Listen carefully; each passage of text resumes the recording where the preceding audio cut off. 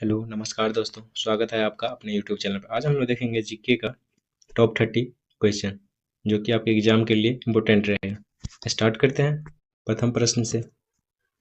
पहला प्रश्न है, विश्व स्वास्थ्य दिवस कब मनाया जाता है? दोस्तों इसका राइट आंसर हो जाएगा 7 अप्रैल को। ऑप्शन नंबर बी, विश्व स्वास्थ्य दिवस 7 अप्रैल को मनाया जाता है। बढ़ते हैं अगले प्रश्न की ओर। अगला प्रश्न है, बिहार में काकोरी कांड के नायक कौन थे? दोस्तों इसका राइट आंसर हो जाएगा option number C, Ram Prasad Bismil.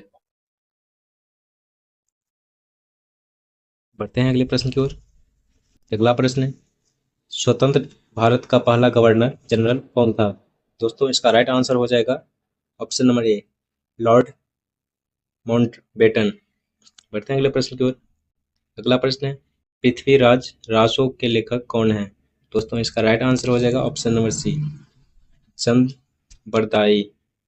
अगला प्रश्न है, शेरशाह सूरी का मकबरा कहाँ स्थित है? दोस्तों इसका राइट आंसर हो जाएगा ऑप्शन नंबर ए, सासाराम में। शेरशाह सूरी का मकबरा सासाराम में स्थित है। अगला प्रश्न है, प्रथम जनगणना स्वतंत्र भारत में कब हुई थी? दोस्तों प्रथम जनगणना स्वतंत्र भारत में 1951 ईस्वी में हुई थी। और दोस्तों साथ साथ आप लोग कमेंट भी करिएगा आंसर, जो कि कितना सही होता है वो बाद में आप लोग चेक कर लीजिएगा। इससे आप लोगों का कॉन्फिडेंस भी बढ़ेगा, जो कितना आपको पता है और नहीं पता है, इससे याद भी होगा आसानी से। बढ़ते हैं अगले प्रश्न की ओर। अगला प्रश्न है, भारत का राष्ट्रीय पेड़ कौन सा है? दोस्तों भारत का राष्ट्रीय पेड़ वट वृक्ष बरगद है। बढ़ते हैं अगले प्रश्न की ओर। अगला प्रश्न है, हिंदी भाषा को राजभाषा कब घोषित किया गया था? दोस्तों हिंदी भाषा को राष्ट्रभाषा 14 सितंबर 1949 ईस्वी को घोषित किया गया था। बढ़ते हैं अगले प्रश्न की ओर। अगला प्रश्न है, एशियाई खेलों का आयोजन कितने वर्षों में होता है? तो एशियाई खेलों का आयोजन 4 वर्षों में होता है। बढ़ते हैं अगले प्रश्न की ओर। अगला प्रश्न है, बिहार में विशुनपुर किसके लिए प्रसिद्ध है? दोस्तों इसका राइट आंसर हो जाएगा हथकरघा के लिए। अगला प्रश्न है, दीनदयाल अंत्योदय योजना किससे संबंधित है?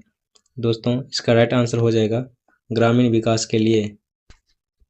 अगला प्रश्न है, वायसराय लॉर्ड कर्जन ने भारत में क्यों शुरू किया था?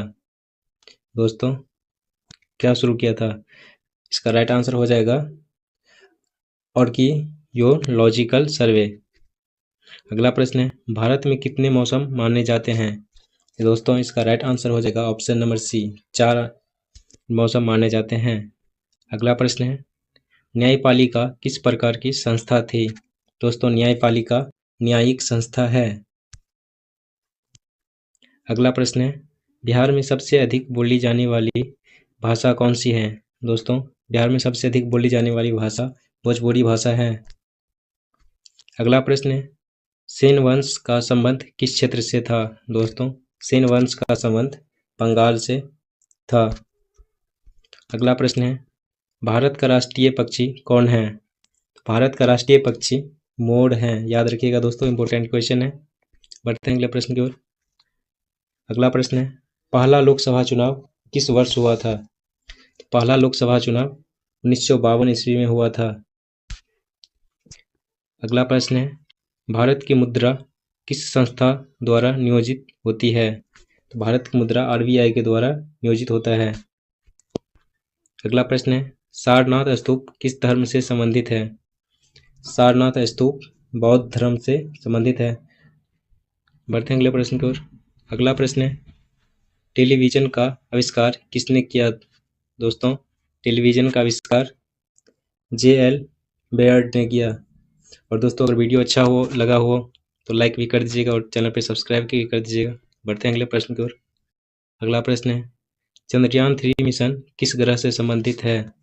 दोस्तों चंद्रयान 3 मिशन चंद्रमा से संबंधित है। अगला प्रश्न है, बिहार राज्य पथ परिवहन निगम कब स्थापित हुआ था?